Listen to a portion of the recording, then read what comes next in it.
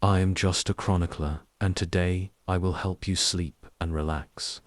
But before we begin, I would like you to tell me which city you are from and what time you are watching this. I will respond to those who comment. Now, subscribe to the channel, relax, and let's begin. I should have noticed him sooner. That's what I keep telling myself now. The signs were there from the beginning, but I was too wrapped up in my Christmas shopping to see them. The mall was packed that day, December 23rd, and I had a list of presents still to buy. Now I sit here, staring at that receipt, my hands shaking as I try to make sense of what happened. It started at 2:15 p.m. I remember checking my phone as I walked through the main entrance, past the oversized Christmas tree with its gaudy ornaments. The mall was a circus of last-minute shoppers, exactly what you'd expect 2 days before Christmas. Kids screaming about Santa, parents juggling shopping bags, teenagers hogging the benches by the food court. I headed to Barnes & Noble first. My brother wanted some fantasy novel, and I figured that would be an easy win. I remember standing in the fantasy section, running my finger along the spines, when I felt it. That prickle on the back of my neck. I turned around. He stood by the self-help section, pretending to read a book about anxiety management. Red sweater, black pants, brown shoes. Nothing remarkable except for how still he was. The book wasn't even open properly.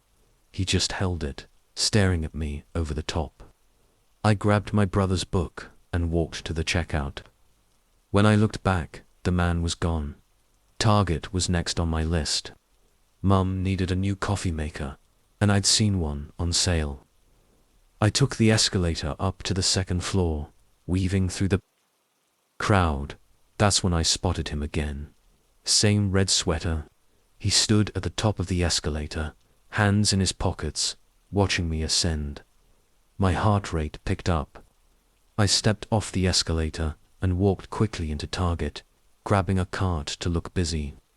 The home appliances were at the back of the store. I checked over my shoulder every few seconds. No sign of him. I found the coffee maker and decided to grab some stocking stuffers while I was there. That's when I saw his reflection in the glossy surface of a Christmas ornament display. He stood 3 aisles over, perfectly still among the moving shoppers, just watching. My hands were sweating now. I abandoned the stocking stuffers and went straight to check out. The line was long. I kept looking around, but he wasn't visible anymore. The cashier was moving slowly, making small talk with everyone. I wanted to scream at her to hurry up. "Did you find everything okay?" she asked when it was finally my turn. "Yes," I said, fumbling with my wallet. "Fine." I felt him before I saw him. Standing by the store entrance, not even pretending to shop anymore. Just waiting. I grabbed my bags and pulled out my phone, pretending to make a call. "Hey, Mike," I said to no one. "Yeah, I'm still at the mall. Meet me at the food court in 5 minutes." I walked quickly, weaving through the crowd. The food court was packed. Good. I found a seat in the middle of the chaos, surrounded by families and teenagers. My hands shook as I pulled out my phone, for real this time, thinking about calling security. But what would I say? Some guy was shopping in the same stores as me. That's when I saw him again, red sweater, standing by the Chinese food place, not eating, not moving, just staring. Enough was enough.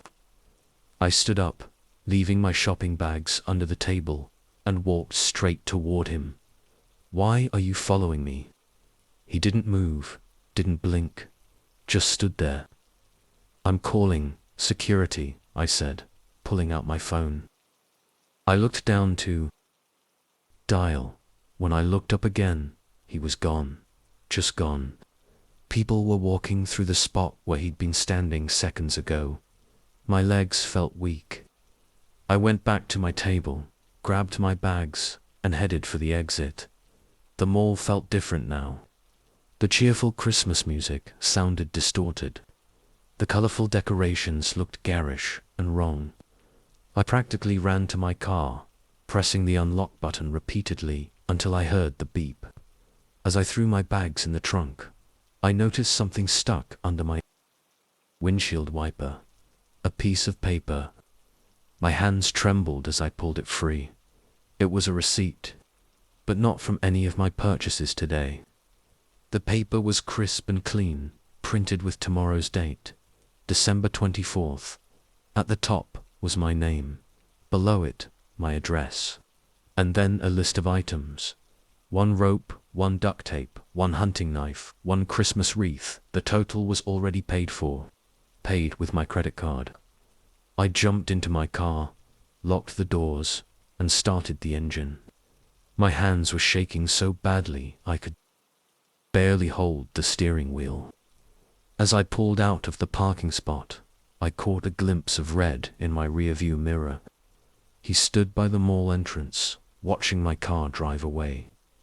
I broke every speed limit getting home, ran inside, double-checked all the locks, called the police. "Ma'am," the officer said after taking my statement, "we'll keep an eye on your house tonight, but there's not much we can do. The receipt could be a prank. Did you keep it as evidence?" I reached for my purse where I'd stuffed the receipt. My fingers touched something else instead. A small card, written in neat handwriting. "See you tomorrow. I already know what I'm getting you for Christmas." That was yesterday. I haven't slept, haven't left the house. The police drive by every few hours, but they can't stay here forever. It's Christmas Eve now, the same date printed on that receipt. I keep checking the windows, looking for a red sweater, jumping at every sound. The doorbell just rang. There's a package on my front step, wrapped in red paper with a gold bow. I'm not going to open it. I'm not going to open it. I'm not going to open it. But I can see the gift tag from here. It has my name on it, in that same neat handwriting. And I swear I just saw something red move past my kitchen window. The police are on their way. They said they'll be here in 10 minutes. But I checked my phone, and it's exactly 2:15 p.m. The same time I entered the mall yesterday. The doorbell is ringing again.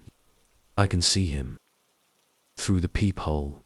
Red sweater, black pants, brown shoes. He's holding another wrapped package. He's not moving, not knocking, just standing there, waiting. My phone just buzzed. A text message from an unknown number. "I know you're home. I have more presents to deliver. Don't you want to see what's inside?" The police are taking too long. The doorbell keeps ringing. Every few seconds now, like a heartbeat. Ring, ring, ring. He's not going away. And I just realized something that makes my blood run cold.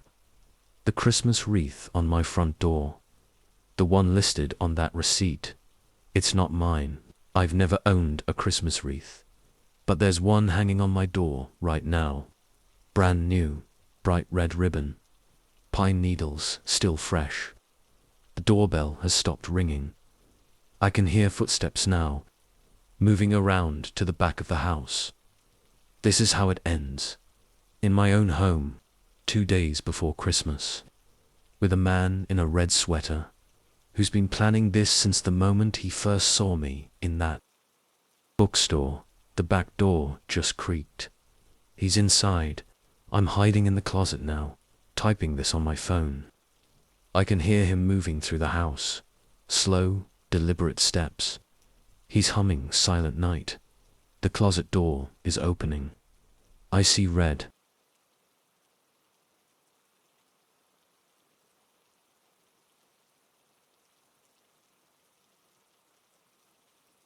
Story 2. The snow globe sits on my kitchen counter now. I've wrapped it in a dish towel so I don't have to see what's inside, but I can still hear it. That twisted music box version of Deck the Halls keeps playing, even though I haven't shaken it in days. I need to tell someone what happened. Maybe then they'll believe me when I say I'm not crazy. It started last Tuesday. I was working from home, like usual, when the doorbell rang. A delivery guy stood on my porch, holding a package wrapped in emerald green paper with a gold ribbon.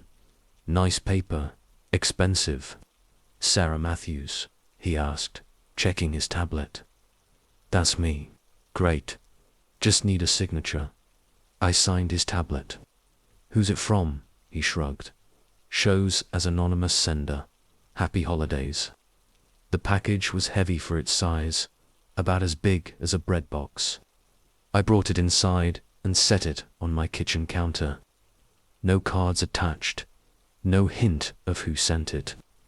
I get plenty of deliveries, but I always know what they are. Things I've ordered. Online, packages from family. This was different. I unwrapped it carefully, saving the paper out of habit. Inside was a white box with gold lettering. Memories in glass. Artisan snow globes. I lifted the lid. The snow globe sat in a bed of white tissue paper. It was beautiful, I'll give it that. About 8 inches tall, with an ornate bronze base decorated with holly leaves. The glass was crystal clear, and inside, I almost dropped it. Inside was my living room. Not a generic Christmas scene, my actual living room. The olive green couch I bought last year. The weird abstract painting my sister made. Even the pile of magazines on the coffee table. All perfectly miniaturized inside the glass dome. I set it down carefully and checked the box again. No note, no explanation. Just tissue paper and the globe. That's when I heard the music. A gentle tinkling version of Deck the Halls, but something was wrong with it. The notes were slightly off-key, dragging in places they shouldn't. I hadn't shaken the globe, but tiny white flakes were swirling inside anyway. I picked it up again, studying the detail. Whoever made this had to have been in my house. How else could they get every detail right? The throw pillows were arranged exactly like I'd left them that morning. The laptop on my desk showed a tiny blue screen, just like my real one. The doorbell rang again. I jumped, nearly dropping the globe. When I answered, no one was there. I spent the next hour calling everyone who might have sent it. My parents hadn't. My sister swore it wasn't her. None of my friends knew anything about it. That night, I couldn't sleep. The music had stopped, but I kept thinking about the globe. About someone being in my house, studying it enough to recreate every detail. I got up around 2 a.m. to get some water. The globe caught my eye as I passed through the kitchen. Something was different. In the miniature living room, the magazines were no longer on the coffee table. They were scattered on the floor, just like I ran to my living room. The magazines lay spread across the carpet, exactly like in the globe. My hands shook as I picked them up. I hadn't touched them. I know I hadn't. I stacked them back on the coffee table and went to check the globe again. The tiny magazines were back on the tiny coffee table. I didn't sleep the rest of that night. I sat in my living room, watching, waiting. Nothing else moved. The next day at work, I'd decided to go to the office instead of staying home. I got a text from my neighbor, Mrs. Johnson. Everything okay? Saw your lights on all night. Also, did you get a package yesterday? Delivery guy came twice. I called her immediately. What do you mean, twice? Around noon with a green package. Then again in the evening. Same guy, looked like he was leaving something, but I didn't see another package. I hadn't gotten a second delivery. When I got home, I went straight to the globe. The scene had changed again. Now, my TV was on in the miniature living room, showing tiny static. I walked into my actual living room. The TV was on. Static flickered across the screen. I unplugged it, grabbed the globe, looked closer. The tiny TV was off now.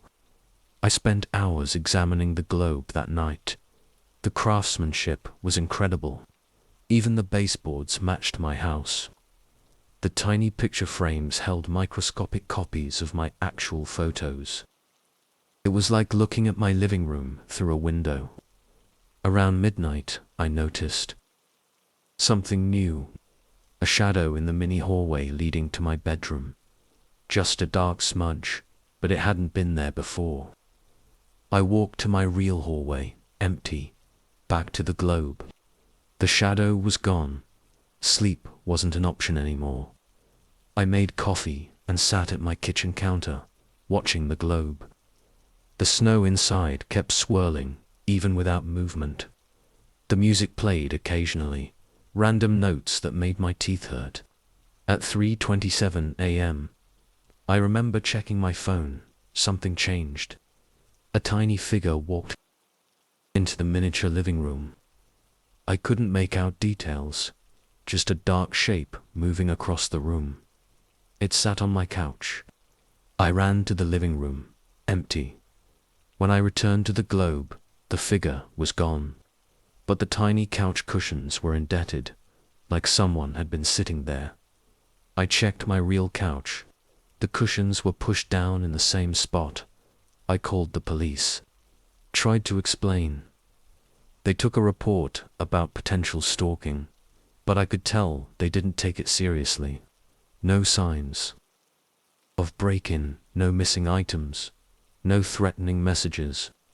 Just a strange gift and some moved magazines. Change your locks, they suggested. Get some sleep. I did change the locks. Installed a security system too. Cameras at every entrance.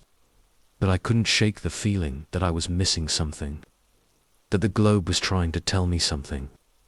Yesterday morning, I woke up on the couch after finally passing out. The globe had changed again. Now it showed my kitchen. My actual kitchen, not the living room anymore. The scene inside had shifted completely. I walked to my real kitchen. Everything matched, down to the unwashed coffee mug in the sink. The tiny snow kept swirling. The music played its broken tune. Last night, I decided to film it. Set up my phone on a tripod, pointing at the globe. I figured if things were moving, I'd catch it on video. I just watched the footage. For hours, nothing happens. Then, at 2:15 a.m., the snow starts swirling faster. The music plays louder, and there, in the miniature kitchen, a figure appears. Tall, dark, standing at the counter. But that's not the worst part. In the video, I walk into the frame, pick up the globe, look inside. I don't remember doing this. The footage shows me staring into the globe for 6 minutes straight, not moving, not blinking. Then I set it down and walk away. In the mini scene, the figure is gone. I've watched it 10 times now.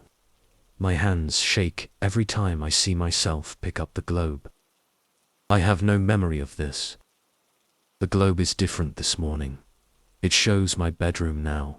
The snow is swirling faster than ever. The music hasn't stopped for hours, and there's something new inside. A tiny note on my miniature bed. I can just barely make out the words. Look behind you. I don't want to turn around, but I know I will. The music is getting louder. The snow is swirling so fast I can barely see inside. I'm going to turn around now. I have to. God help me. There's someone in my bedroom doorway. They're holding another snow globe. Inside it, I can see myself writing this. The music is so loud now. They're walking toward me. I can see their reflection in my laptop screen. They're smiling. And in their snow globe, I'm turning around right now.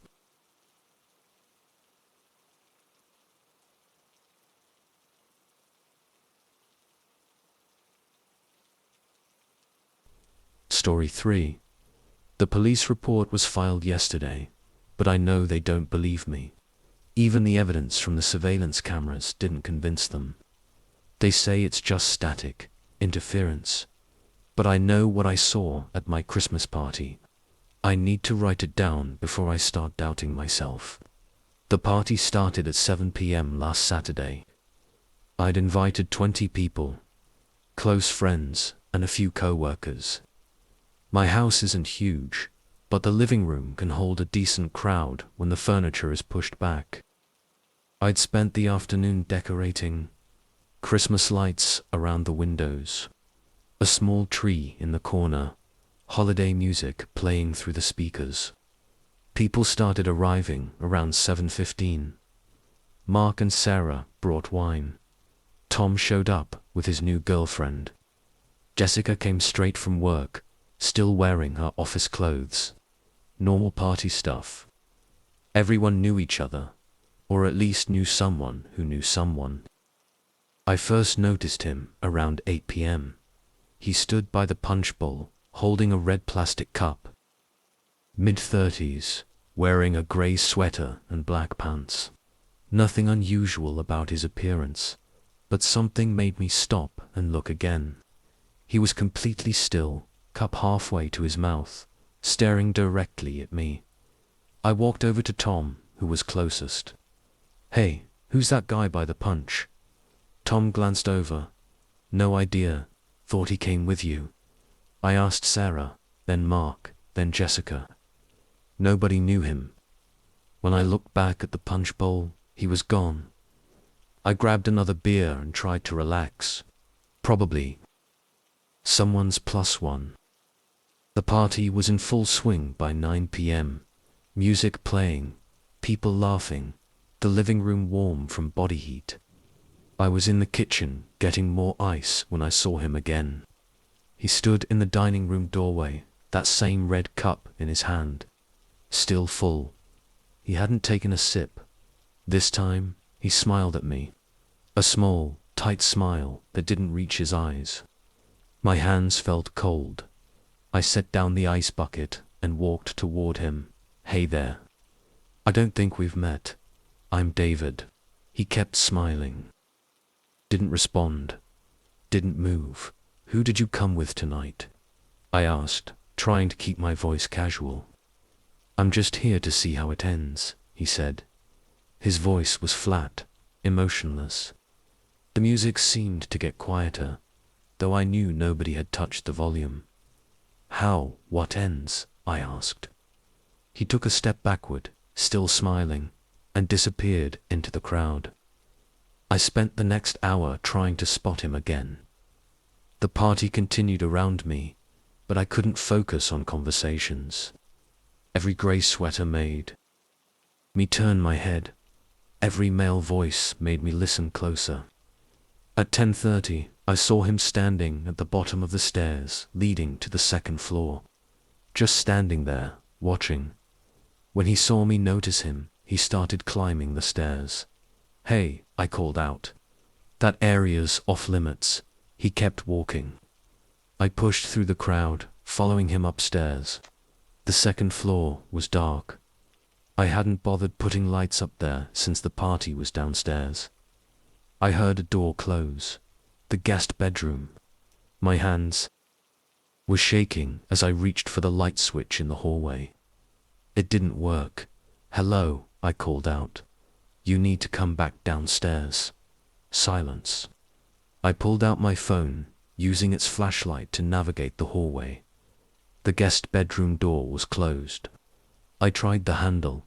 Locked. "I'm calling the police," I said loudly. "No need for that, David." His voice came from behind me. I spun around. He stood at the other end of the hallway, still holding that same full cup. "How do you know my name?" "I know a lot of things." He took a step forward. "I know you live alone. I know you changed jobs last March. I know you still haven't fixed that loose floorboard in your bedroom." My throat went dry. "Who are you?" I told you. "I'm here to see how it ends." Another step forward. "Would you like to know how it ends, David?" I ran down the stairs, taking them two at a time, back to the party, where people were still talking and laughing, unaware. I grabbed Mark's arm. "Call the police. There's someone upstairs who shouldn't be here." Mark looked concerned. "You okay, man? You look pale." "Just call them." 4 of us went upstairs. Me, Mark, Tom, and Jessica's boyfriend, who used to be a security guard. We checked every room. Nothing. No sign of the man in the grey sweater. The police arrived 10 minutes later, took statements, checked the house, found nothing unusual except the burnt-out bulb in the upstairs hallway. They suggested I was just stressed from hosting. Recommended I end the party early. I did. Made up an excuse about not feeling well. People left around 11:30. I locked every door and window. Set the alarm. Tried to convince myself I'd imagined it all. At midnight, my phone buzzed. Unknown number. "Did your guests enjoy the party, David?" I blocked the number. It buzzed again. Different, unknown number. The red cups were a nice touch. Festive. I turned off my phone. My laptop chimed with an email notification. Subject: how it ends from no address message. Check your security cameras. I have cameras at each entrance, installed after a break-in last year. I pulled up the footage from that night. The front door camera showed people arriving. Normal. The back door camera showed a few people going out to smoke. Normal. Then, at 8 p.m., static, in both feeds. When it cleared 30 seconds later, he was there, standing in my living room by the punch bowl. The cameras showed no record of him entering the house. More static at 9 p.m. Then he was in the dining room 10:30 p.m. Static again. He appeared at the bottom of the stairs. I watched him climb the stairs. Watched myself follow. The upstairs hallway camera showed us both. Me with my phone flashlight, him at the other end of the hall. Then he turned to face the camera, smiled, and the footage went black. When it came back, he was gone. But something was different in the hallway. A new door where there hadn't been one before. I ran upstairs. The hallway looked normal. Same 3 doors. Guest bedroom, bathroom, my bedroom. But the footage clearly showed a 4th door. My phone buzzed again. Another new number. Ready to see how it ends. The power went out. All of it. House lights, Christmas lights. Even my phone died. In the darkness, I heard footsteps upstairs. Heavy, slow steps. A door opened. The door that didn't exist. David, his voice carried down the stairs. "Come, see." My feet moved without my permission. Up the stairs, down the hallway. There it was, a 4th door. Simple, white, like it had always been there. He stood beside it, still holding that damn red cup. "How?" I whispered. "Some endings need the right audience." He gestured to the door. "Shall we? What's behind it?" "The end," he smiled. "Your end. Their end. Everyone's end. I've watched so many endings, David. But this one," he took a sip from his cup. "First time all night. This one is special." The door swung open. I saw everything. all at once. Every possible ending, every death, every life, every moment stretched into infinity. I screamed. When the police found me the next morning, I was sitting in the upstairs hallway, staring at a blank wall. No fourth door. No man in a grey sweater. But they found something else. 20 red cups scattered around my living room, all full, none with fingerprints, and the security footage, just static now. Hours of it. But I know what I saw. I know he was there. The door still appears sometimes, late at night, when the house is quiet. He stands beside it, cup in hand, waiting, ready to see how it ends. He asks, "One day, I'll say yes. I have to know, I have to see, even if it's the last thing I'll ever see." The doorbell just rang. Through the peephole, I see a grey sweater. He's holding a red cup, and he's smiling.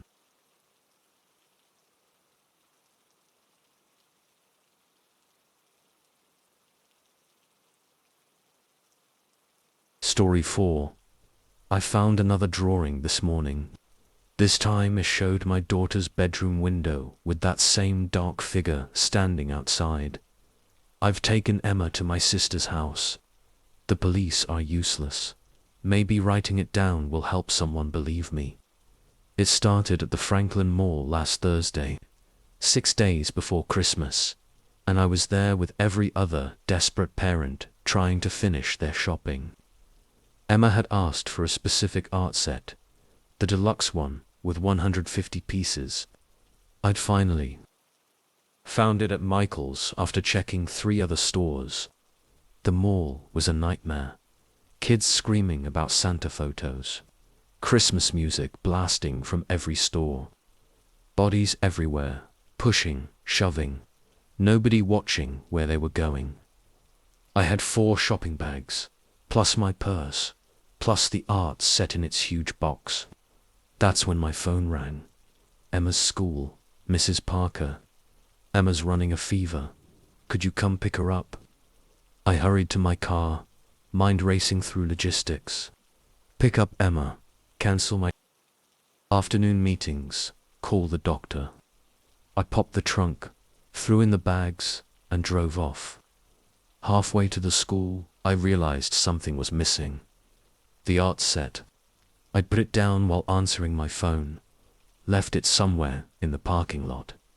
Shit, I checked the time. 1:45 p.m. If I turned around now, I could grab the box and still get Emma by 2:15. I pulled a U-turn at the next light. My hands gripped the steering wheel too tight. That art set cost $80. Plus, it was the one thing Emma really wanted. The parking lot had cleared out a bit when I returned. I drove to where I thought I'd been parked. Nothing on the ground. Then I saw it. The big blue and white box, sitting on the hood of my car. I frowned. I hadn't parked here. I was sure I'd been closer to target. And I definitely hadn't put the box on my hood. Someone must have found it and recognized my car. But how, and why not turn it in to mall security? I got out to grab the box. A shopping bag sat next to it, one I didn't recognize. Plain brown paper, no store logo. My heart beat faster. I opened the bag. Inside was a child's drawing. Crayon on white paper. A house, my house, with its red door and bay window.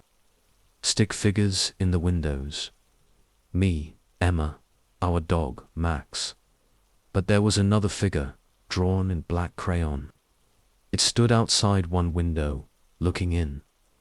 I dropped the bag, looked around the parking lot, empty except for a few distant cars. My phone rang again.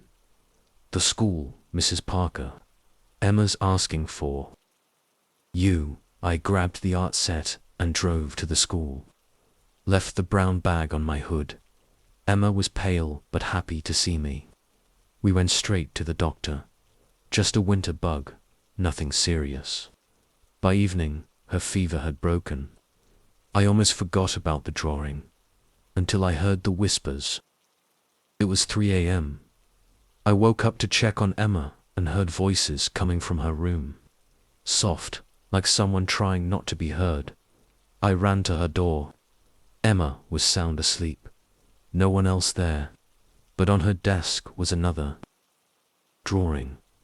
This one showed the inside of her bedroom. The same stick figures. Emma in bed, me in the doorway. And that black figure, now inside, standing in the corner. I checked every room, every closet, called the police. They found nothing. No signs of entry, no fingerprints. Could your daughter have drawn these? They asked. No. I showed them Emma's actual drawings on the fridge. Different style, different colors. Change your locks, they suggested. Install cameras. I did both. Stayed. Home from work the next day, Emma seemed fine. Fever gone, playing with her toys, no memory of any whispers. That night, I heard them again. Voices in Emma's room. To this time, one deeper. I burst in, empty. Emma slept peacefully. A new drawing lay on her desk. The same scene. Her bedroom, her bed, the black figure.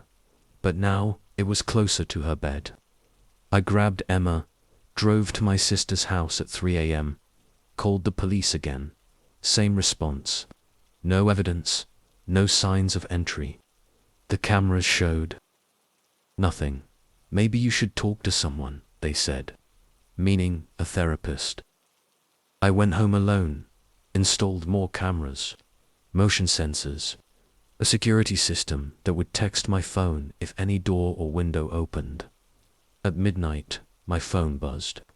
Motion detected in Emma's room. The camera feed showed an empty room. I watched for an hour. Nothing moved. Then a drawer in Emma's desk opened by itself. A piece of paper floated up, suspended in midair. Black crayon appeared, started drawing by itself. Watched, paralyzed, as invisible hands drew my house again. Drew the figures in the windows. Drew that black shape, now inside Emma's room, now standing over her bed. The paper drifted to the floor. My phone buzzed with a text from an unknown number. She draws beautifully, doesn't she? Just like her mother. I blocked the number. Another text, different number. Don't you remember? You used to draw them too. The dark ones who watched through windows. My hands shook. I didn't draw as a child. I was terrible at art. Another text. Check your old bedroom at your mother's house. Behind the wallpaper. You drew us every night. I called my mother at 1 a.m. Mom, did I draw a lot as a kid? Silence. Mom, we don't talk about that, honey. The doctors said not to talk about that. What doctors? You were 6. You kept drawing them. The dark figures outside your window. Then inside your room. Then she stopped. Then what? Then they started drawing back. My phone buzzed again. Emma sees us now. Just like you did. She's special too. Would you like to see what we're drawing with her? Attached was a photo. Emma at my sister's house, asleep in the guest room. A dark figure stood beside her bed, holding a crayon. I called my sister. No answer. Called the police. Drove 90 miles per hour. They found Emma safe, still asleep. But on the nightstand was a new drawing. Emma holding hands with the dark figure. Both of them smiling. My phone buzzed. She's ready to draw with us. Now, just like you were. Another buzz. Don't you remember what happens next? I don't remember. I don't want to remember. But last night, I found my old diary at my mother's house. Hidden in the attic. The last entry, in my 6-year-old handwriting. They draw such pretty pictures. They say if I draw with them, I can learn to make things float too. Make things move. Make things real.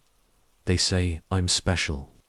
They say once I learn to draw like them, I'll never be alone again.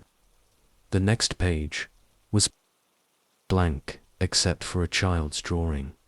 A dark figure, holding a crayon, smiling. My phone just buzzed. A new text. Emma's learning so fast. Would you like to see what she drew today? There's a brown paper bag on my front steps. I can see crayon marks through the paper. Black crayon. I think I'm starting to remember what happens next. And I can hear whispers coming from inside the bag. They're calling my name, just like they did when I was 6. Just like they're calling Emma now. I have to open it. I have to see what she drew. I have to remember. The whispers are getting louder, and I can feel a crayon in my hand. I don't remember picking up a crayon, but I'm drawing now. I'm drawing what happens next, and they're drawing with me, just like before, just like always, just like forever.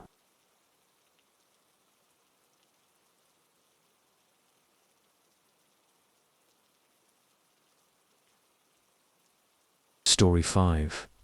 I still have the package in my delivery van. It's been 3 days, and I can't bring myself to open it. The address label has my name on it now.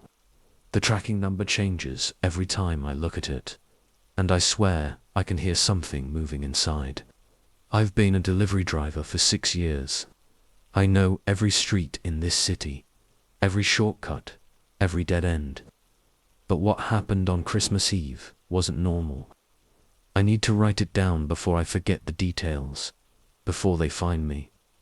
My shift started at 4 p.m.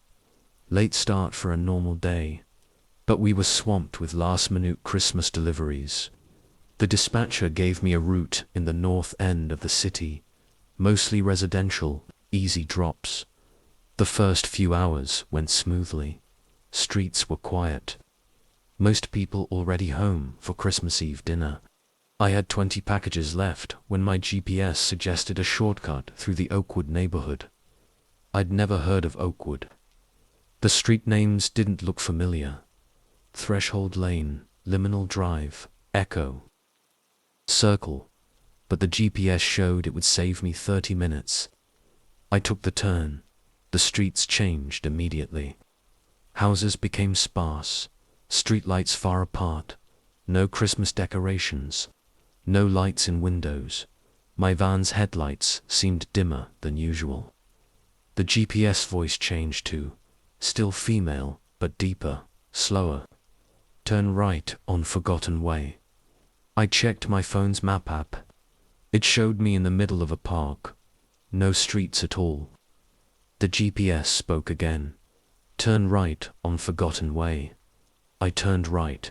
The street sign was old, rusted. The metal had worn away in places, leaving holes in the letters. The houses here were different. Victorian style, tall, narrow, dark windows like empty eye sockets. No cars in driveways, no footprints in the snow. My van's engine started making a new sound.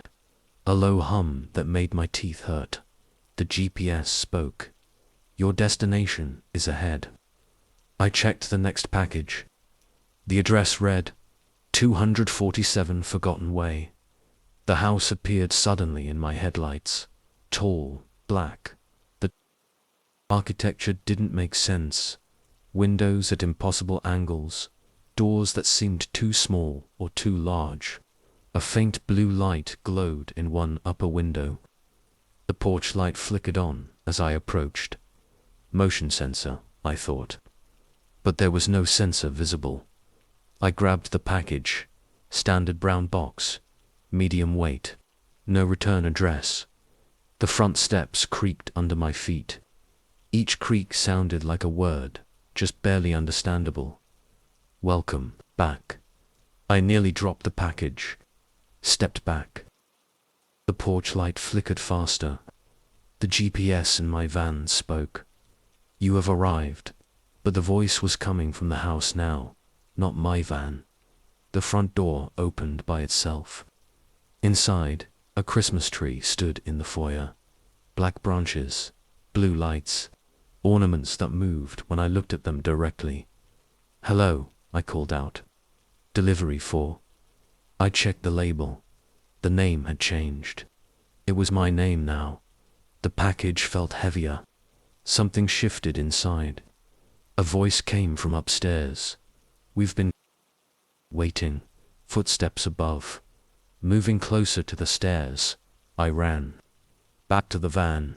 The engine started before I turned the key. The GPS screen showed new text. Route recalculating.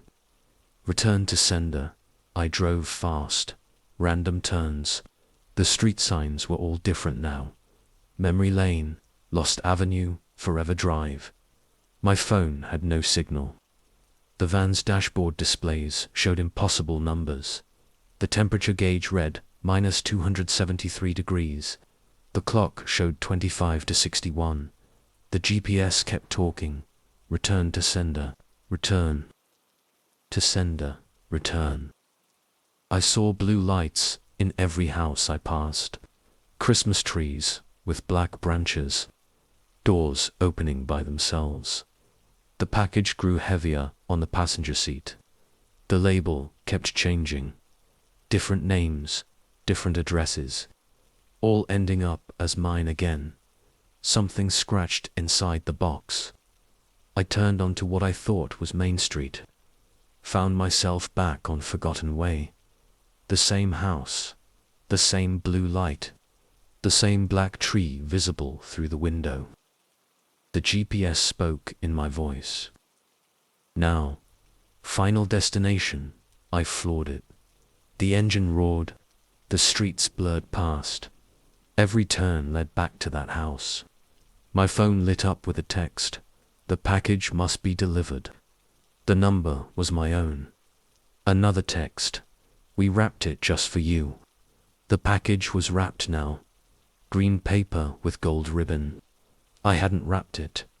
Another text. Don't you want to see what's inside? The wrapping paper moved. Something pushed against it from within. I drove all night. Every street was Forgotten Way. Now, every house was that house. Every window held that blue light. The sun never rose. My gas gauge still shows full. The clock still reads 25 to 61. The GPS keeps talking in my voice. You're already here. You've always been here. The package needs to be delivered. That was 3 days ago, I think. Time doesn't work right anymore. I'm parked outside that house now. The package sits on my passenger seat. Sometimes it whispers. Sometimes it sings Christmas carols in wrong notes. The label changes. Every few minutes, but it always returns to my name, my address. Except the address is always 247 Forgotten Way now. The black Christmas tree watches through the window. The blue light pulses like a heartbeat. More texts arrive every hour, all from my number. Come inside. We saved you a spot under the tree. The package can't wait forever. Don't you remember? You delivered yourself last year. The GPS doesn't even pretend to be a GPS anymore. It just shows my face, smiling, beckoning. My reflection in the rearview mirror doesn't match my movements. The package is wrapped in different paper now. Paper printed with my face. 1,000 tiny versions of me, all smiling, all waiting. Something is scratching at the wrapping paper again. My phone just lit up with a new text. Last chance for Christmas Eve delivery, but it's been Christmas Eve for days now. The house's front door is open.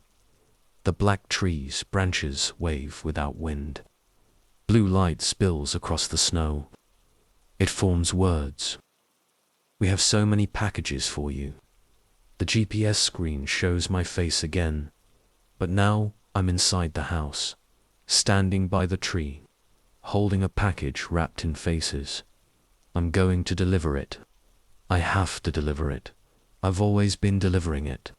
I pick up the package, walk to the house, up the creaking steps. Welcome home, the steps say. The black tree's branches reach for me. Blue light surrounds me. I hold out the package.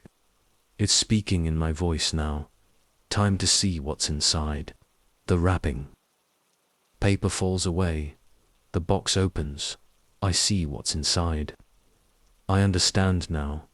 I've always understood. I am the package. I am the delivery. I am home, and someone else is driving my van now. Delivering packages on Christmas Eve. Taking that shortcut through Oakwood. Following the GPS to Forgotten Way. To the house with the black tree. To me, forever. Merry Christmas. Would you like to see what's in your package?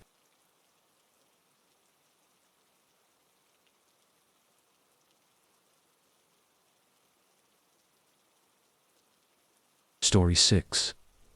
The singing hasn't stopped for 3 days now. The police can't hear it. The neighbors can't hear it. But Sarah and I hear it. That slow, distorted version of Silent Night, coming from every corner of our house. And the carolers are still out there, standing in our yard, waiting. It started last Tuesday night. Sarah and I were watching TV when we heard singing outside. It was 11:47 p.m. I remember checking my phone, thinking it was too late for carolers. "Do you hear that?" Sarah asked. I nodded. The voices were soft but clear. Silent Night, but something was wrong with it. The tempo was too slow, the notes held too long, like a record playing at half speed. We went to the living room window. 5 figures stood in our front yard, arranged in a perfect semicircle. They wore dark cloaks that reached the ground and old-fashioned bonnets that shadowed their faces. None of them moved except their mouths, opening and closing in perfect sync. "Should we go out?" Sarah whispered. "Give them cookies or something." I shook my head. Something about their stillness made my skin crawl. The singing continued. When they reached sleep in heavenly peace, they held the last note for too long. Way too long. At least 30 seconds. "Let's just ignore them," I said. "They'll go away." We went to the kitchen. The singing followed us, just as loud as before. Like they were standing right outside each window we passed. I looked out the kitchen window. The carolers still stood in the front yard, in the exact same positions. But the singing seemed to come from behind us now. Sarah grabbed my arm. "Tom, look." Another group of 5 carolers stood in our backyard. Same cloaks, same bonnets, same unnaturally still postures. The singing grew louder. Both groups opened their mouths wider, impossibly wide, but their faces remained in shadow. Round yon virgin, mother and child. The notes stretched out again, distorting into something that wasn't music anymore. I called the police. Explained we had trespassers.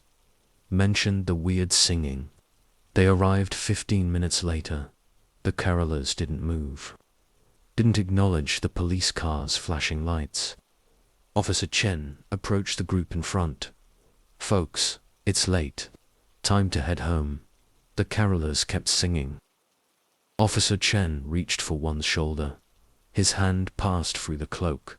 He stumbled back, pulled out his flashlight, shined it directly at them. The light didn't illuminate their faces. The shadows under their bonnets remained absolute black. "What the hell?" Officer Chen backed away. His partner drew her gun. "Stop singing and identify yourselves." The singing got louder. Both groups opened their mouths wider. The sound filled our heads. Sleep in heavenly peace. The note went on and on, twisting into something that made my teeth hurt. The officers raised their weapons. Last warning, the carolers' heads turned in unison. Not toward the officers, toward our house, toward Sarah and me. Officer Chen fired a warning shot into the air. The singing stopped. All 10 carolers vanished. The officers searched our property, found nothing. No footprints in the snow. No evidence anyone had been there. Probably kids with a projector, Officer Chen said, playing a prank. They left. Sarah and I double-checked all the locks, tried to laugh it off. At 3 a.m., the singing started again. We ran to the windows. The carolers were back. But now there were 20 of them, surrounding the entire house. Their mouths were open wider than humanly possible. The shadows under their bonnets seemed to move. Silent night, holy night. The singing came from inside the house now. Every room, every corner, like the walls themselves were singing. I called the police again. They came, saw nothing, heard nothing. But Sarah and I heard it, saw them, standing perfectly still, singing that endless, twisted song. The next day, we stayed with Sarah's parents. Got a hotel the day after that. The carolers followed.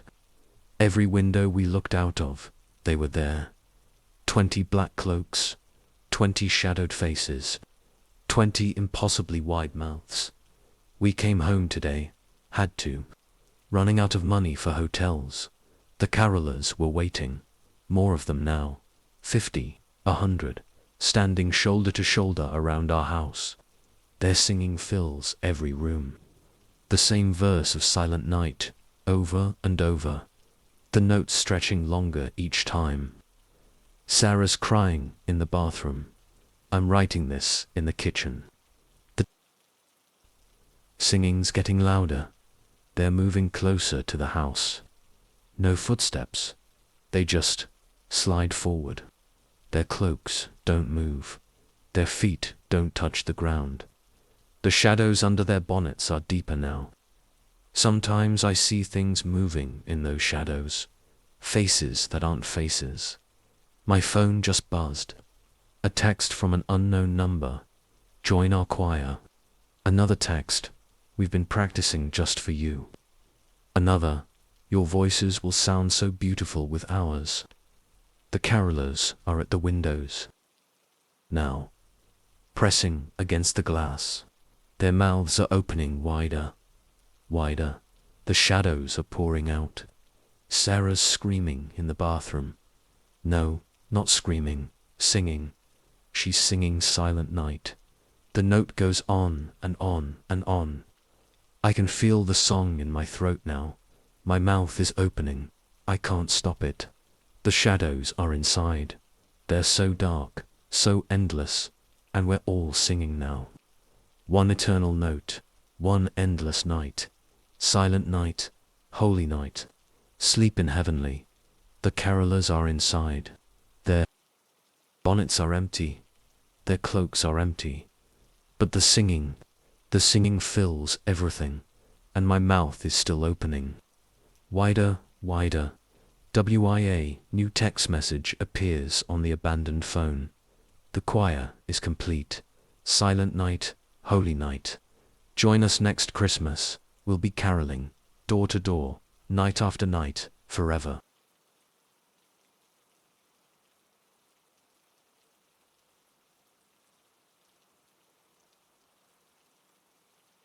Story 7. The puddle in my entryway is still there. It won't evaporate. It won't drain.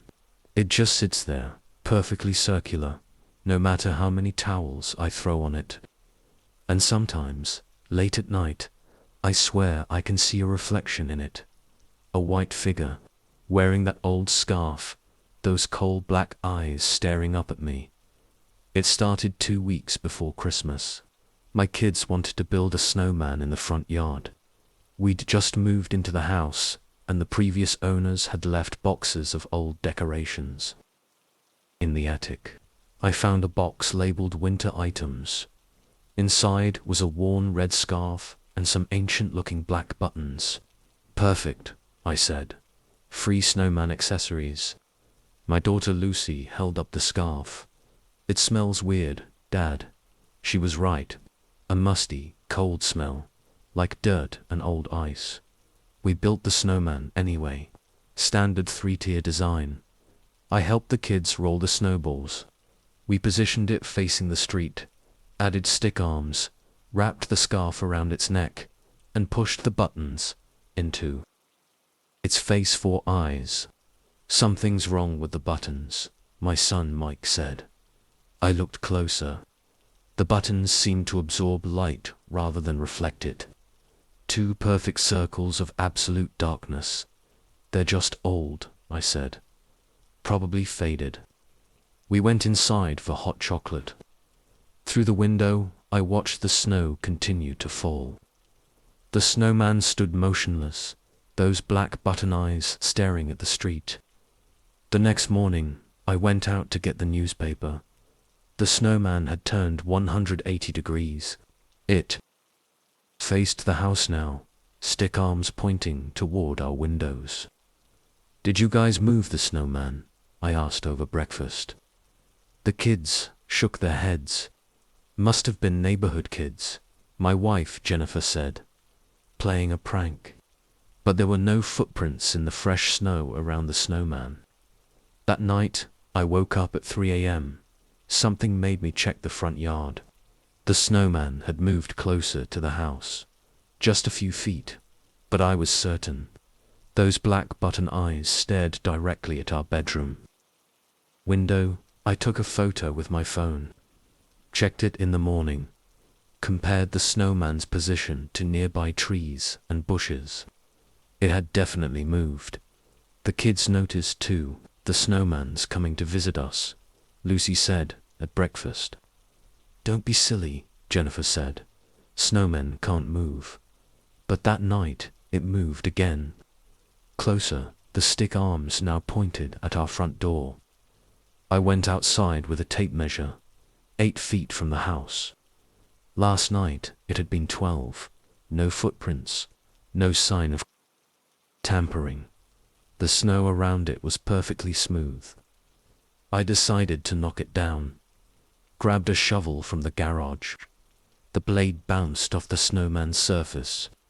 The snow had turned to solid ice. I swung harder. The shovel's handle snapped. Those black button eyes seemed to get darker. That night, the temperature dropped to 0. The wind howled. I lay awake, listening. At midnight, I heard something. A scraping sound from the front yard. I went to the window. The snowman was moving, not walking. Sliding, its base left a smooth trail in the snow as it inched toward our house. I grabbed my phone to record.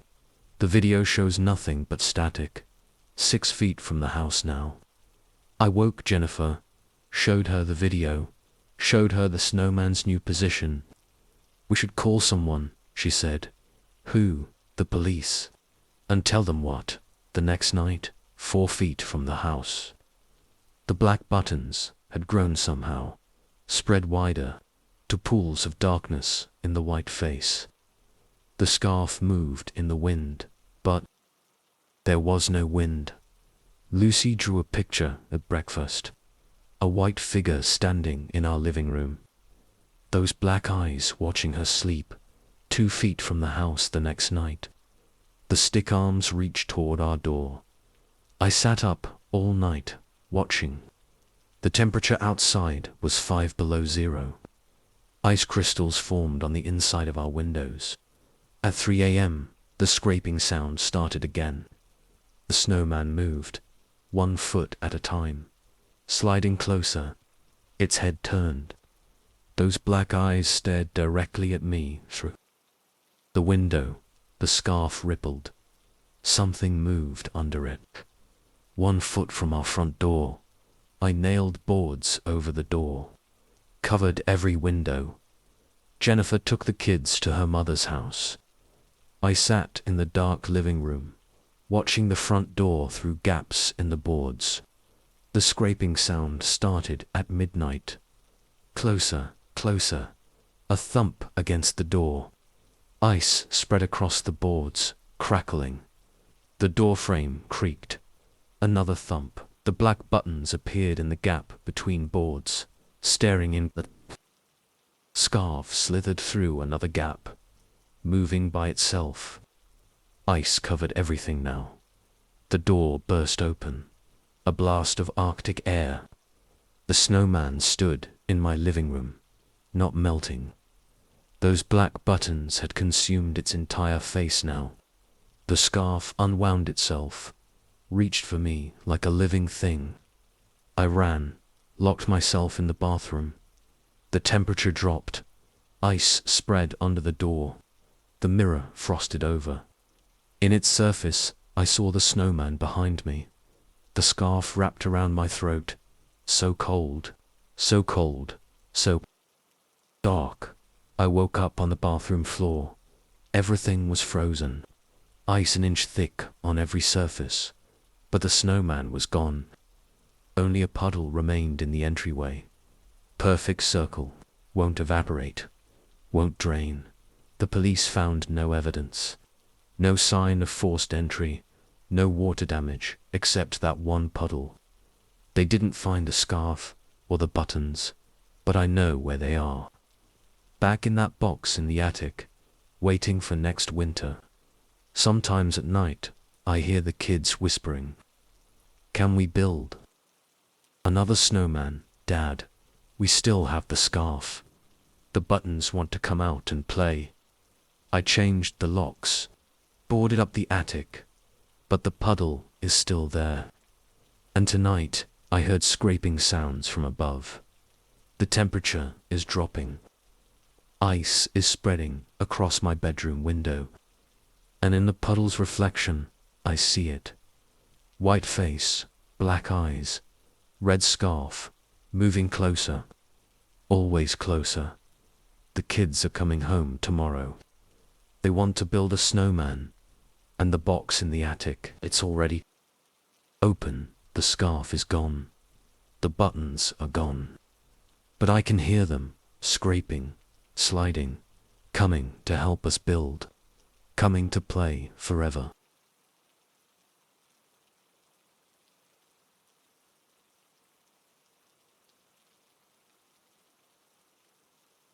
Story 8.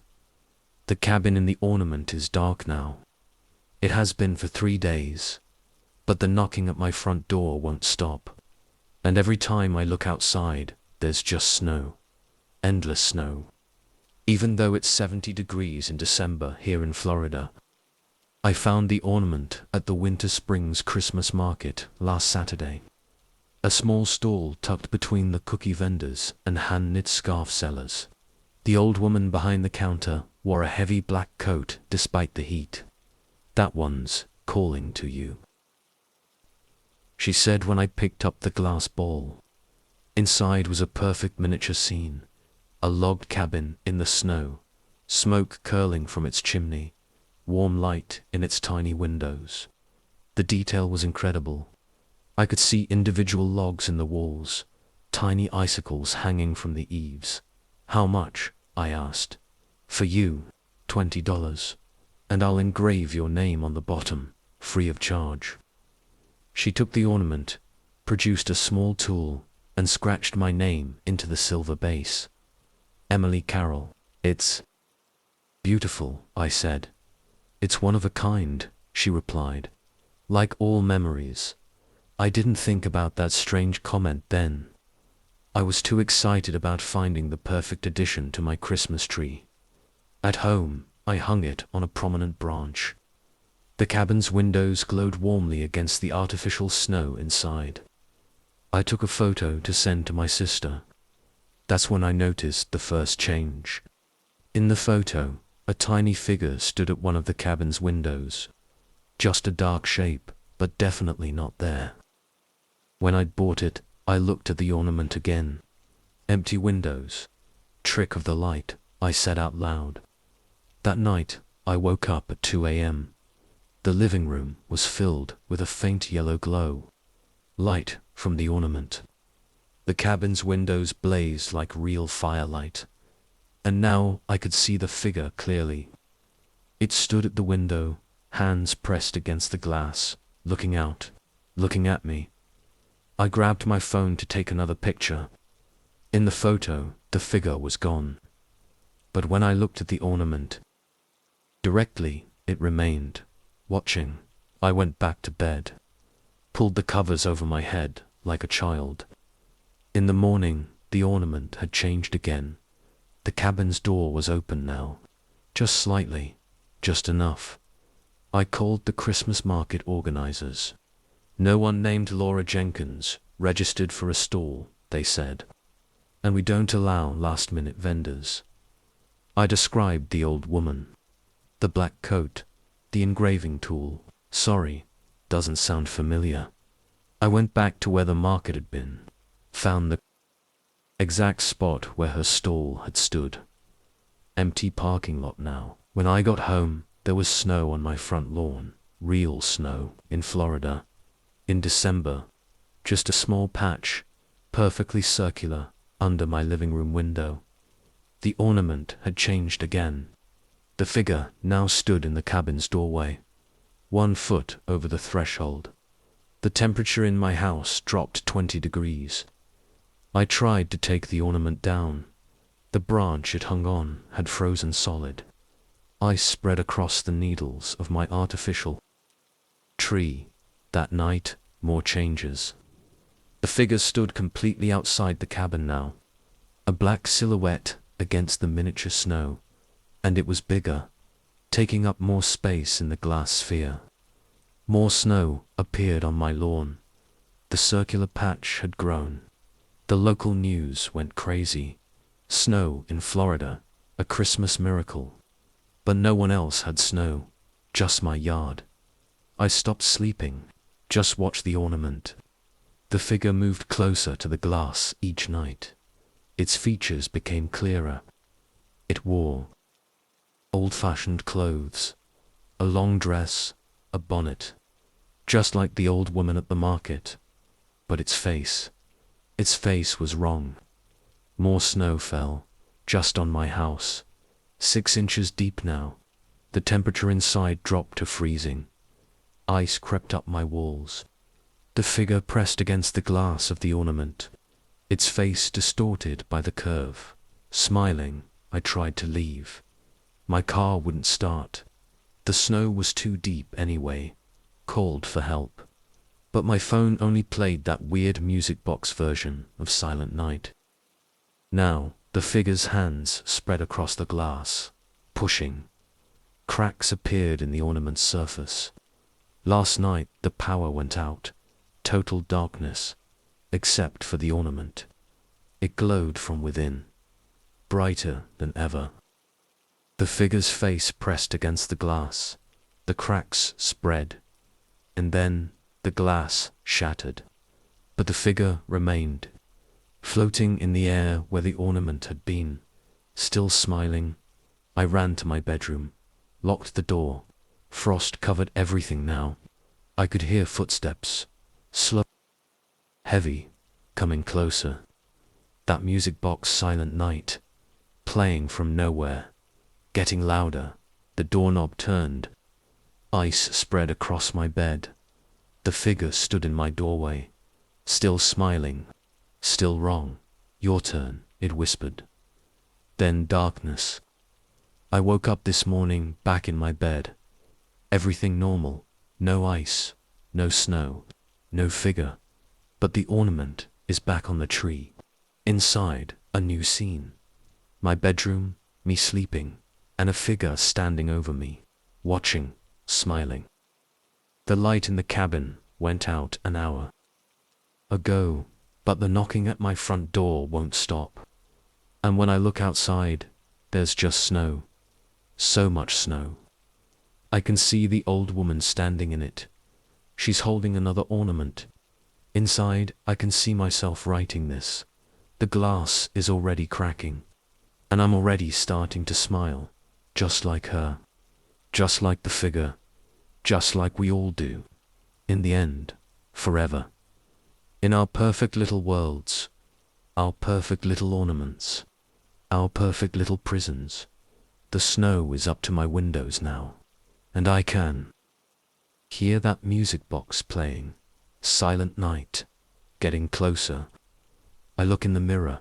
My face is changing. Smiling, that wrong smile. And I'm holding an ornament. Inside, someone else is writing about finding the perfect Christmas decoration. At a market. From an old woman. In a black coat. The cycle continues. The snow falls. The glass cracks. And we all smile. Forever, in our perfect little worlds. Would you like to buy an ornament?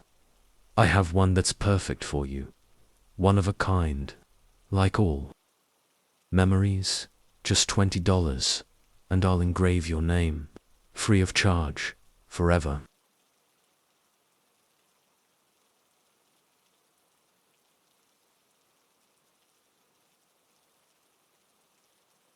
Story 9. The note is still on my bedside table. Her handwriting hasn't changed in 20 years. Perfect cursive, written in faded blue ink. It's nice to have you back, David. Stop by again tomorrow. We have so much to catch up on.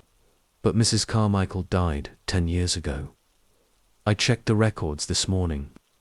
I shouldn't have come back to my childhood home for Christmas. But Mum's cancer diagnosis changed everything. The doctors gave her until January. One last Christmas together, they said. So I drove the 12 hours from Chicago to Mason Falls, pulled up to that familiar white colonial where I grew up. Everything looked smaller than I remembered. The maple tree in the front yard, the stone path to the door, the red shutters needed paint. Dead leaves cluttered the gutters. Mum hugged me too tight when I arrived. She'd lost weight. Dad tried to act normal, carrying my bags upstairs to my old room. The wallpaper was the same. Blue stripes, slightly peeling at the corners. Mrs. Carmichael's still next door, Mum said as we had coffee in the kitchen. Can you believe it? You should stop by and say hello. Dad's coffee cup froze halfway to his mouth. Helen, what? Mum looked confused. Mrs. Carmichael passed away 10 years ago. Oh, Mum pressed her hand to her forehead. The medication. Sometimes I forget things. I went to the window. The house next door looked exactly as I remembered it. White paint, green shutters, lace curtains in the windows. A light was on in the kitchen. A figure moved past the window. Someone new must have moved in, I said. No. Dad shook his head. It's been empty since she died. Bank can't sell it. Something about unclear ownership. I watched the house through my bedroom window that night. More lights came on. Living room, upstairs hall, master bedroom. At midnight, someone stepped out onto the back porch. A small woman in a blue dress. Grey hair in a neat bun. Mrs. Carmichael, exactly as I remembered her. She looked up at my window and waved. I stumbled back from the window. My heart pounded in my chest. When I looked again, the porch was empty. All the lights were off. The next morning, I walked next door. Dead grass crunched under my feet. Paint peeled from the siding. The windows were dirty. Curtains grey with dust. No lights, no movement. I checked the front door. Locked. Through a window, I saw the living room. Sheets covered the furniture. A thick layer of dust coated everything. Mum was confused when I told her, but I just had tea with Martha last week, she insisted. She made her lemon cookies, the ones you loved as a kid. I smelled lemon cookies that afternoon. The scent drifted through our kitchen window from next door. That night, more lights, the sound of a piano. Mrs. Carmichael used to play Christmas carols in December. I watched through my window. She sat at her piano, blue dress, grey bun. Her fingers moved over the keys.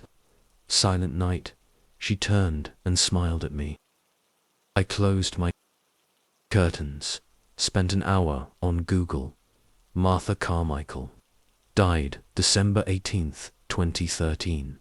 Heart attack. No surviving family. The house had been empty ever since. A knock at my window. David, won't you come over for cookies? Just like old times. Her voice, exactly her voice. I kept the curtains closed. Another knock. I've missed you, David. You were always my favorite neighbor. The temperature in my room dropped. My breath came out in white puffs. Please come over. We have so much to catch up on. I slept with the lights on. The piano played all night. In the morning, a plate of lemon cookies sat on our front porch. Still warm, Mum ate one before I could stop her. Just like Martha's, she said. I told you she was still here. Dad threw the cookies away, called the police. They searched the house next door, found nothing but dust and covered furniture. New piano, new cookies. No, Mrs. Carmichael. That night, I heard Mum talking downstairs. Of course, I'll come over for tea, Martha. Just like always. I ran downstairs. Mum stood at the open front door. Mum, stop. But she's waiting, Mum said. See, she's on her porch. The porch next door was empty. Rotting boards, peeling paint. But Mum waved and walked outside. I grabbed her arm. She felt cold. So cold. You're hurting me, David, she said. But her voice wasn't her voice anymore. It was Mrs. Carmichael's voice. I looked at Mum's face. Her eyes were different. Wrong. She smiled Mrs. Carmichael's smile. Won't you both come over? We have so much to catch up on. Dad found us in the driveway. Brought Mum inside. She made lemon cookies that night. They tasted exactly like Mrs. Carmichael's. I went next door one last time. Middle of the night. The front door was unlocked. Inside, no dust, no sheets, everything perfect. Everything as it was 20 years ago. Mrs. Carmichael sat at her piano. Mum sat on the couch, drinking tea. They both turned to look at me. Both smiled the same smile. Welcome back, David, they said in the same voice. I ran, locked myself in my room. The piano plays every night now. Mum bakes cookies every morning. They taste like lemons, like childhood, like death. Dad doesn't notice, or doesn't want to notice. The note appeared on my bedside table last night. Perfect cursive, faded blue ink, Mum's handwriting, but Mrs. Carmichael's voice. It's nice to have you both back, David. Stop by again tomorrow. We have so much to catch up on. We have all the time in the world now. All the time we need. Forever, Mum's funeral is next week. The doctors are confused. She had months left, they said. But I know what happened. She's not really gone. She's next door, with Mrs. Carmichael, playing piano, baking cookies, waiting for me. And sometimes, late at night, I smell lemons, and I hear them calling. And I know someday I'll answer. Someday I'll go next door. And I'll stay for cookies, and we'll catch up forever. Would you like a cookie? They're still warm, just like Mrs. Carmichael used to make, just like Mum makes now, just like we'll all make, together, next door, forever.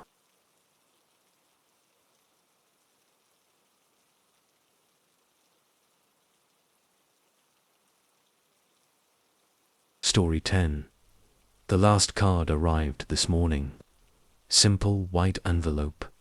My address written in that same neat handwriting. Inside, just for words. Look outside. I'm here. I've locked every door, blocked every window, but I can hear footsteps on my porch. Paper sliding under my door. More cards. Always more cards. It started 2 weeks ago.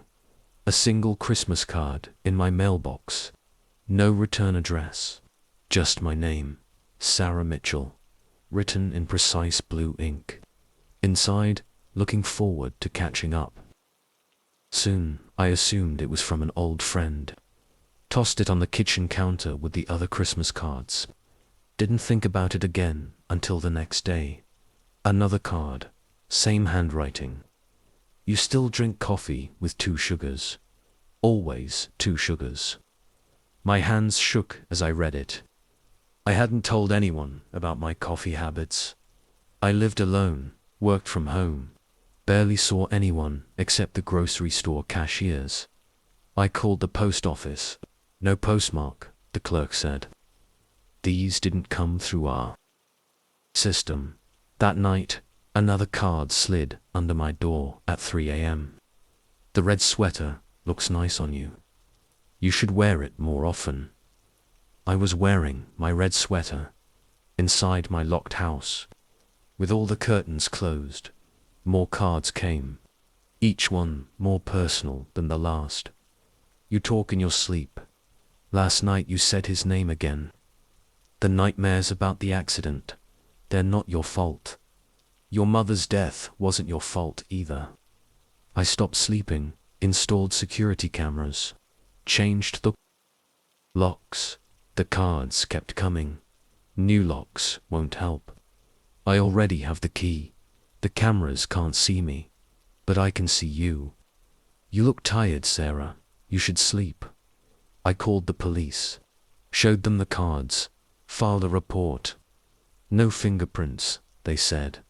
No DNA. No evidence of forced entry. They suggested I stay with friends, but I had no friends. Not since the accident. Not since Mum. The cards arrived faster now. Multiple times per day. Remember when you were 6, the red bicycle. Remember the hospital, room 412. Remember what you did. I didn't remember. I didn't want to remember. But the cards kept coming, kept making me remember. The bicycle wasn't supposed to go that fast. The brakes didn't work. Mum tried to save you. Stop. The guardrail wasn't strong enough. Please stop. The river was so cold. I can't. You swam up. She didn't. More cards, every hour now. You never told anyone the truth. About the brakes. About how you cut them. Because she said, no more candy. I didn't. I couldn't have. I was 6, just 6. The cards knew everything. Things I'd forgotten. Things I'd buried. The guilt keeps you awake. The nightmares aren't about the accident. They're about what you did. I stopped checking the mail. Blocked the mail slot. Cards appeared on my pillow. In my coffee cup. Inside my laptop when I opened it. You can't hide from the truth. You can't hide from me. I've always been here. Last night, a card appeared in my mirror. My reflection held it up. But I wasn't holding anything. My reflection smiled. I wasn't smiling. This morning, cards covered every surface of my house, all with the same message. Today's the day. Time to confess. Look outside. I looked. A figure stood in my yard, holding a red bicycle, wearing my mother's blue dress, but its face was made of paper, white as a Christmas card. Words written across it in that same neat handwriting. Remember me. I remember now, everything. The bicycle, the brakes, the river. Mom, more cards are sliding under my door. The figure is on my porch, its paper face pressed against my window, writing appearing across it. Let me in, Sarah. We need to talk about that day, about what you did, about what you are. The door is opening. I didn't unlock it. Paper faces float in my hallway, all with my mother's eyes, all with words writing themselves across them, all telling the truth about that day, about the bicycle, about me. They're surrounding me now, their paper faces brushing my skin, their whispers like pages turning. Confess, remember, join us. My skin feels thin, like paper. Words are writing themselves across my hands, across my face, the truth, all of it, in neat blue ink, forever. Would you like a Christmas card? I have so many to send, so many truths to tell, so many confessions to share. Just look outside. I'm here, with my paper face, and my neat handwriting, writing your truth, writing your confession, writing you forever.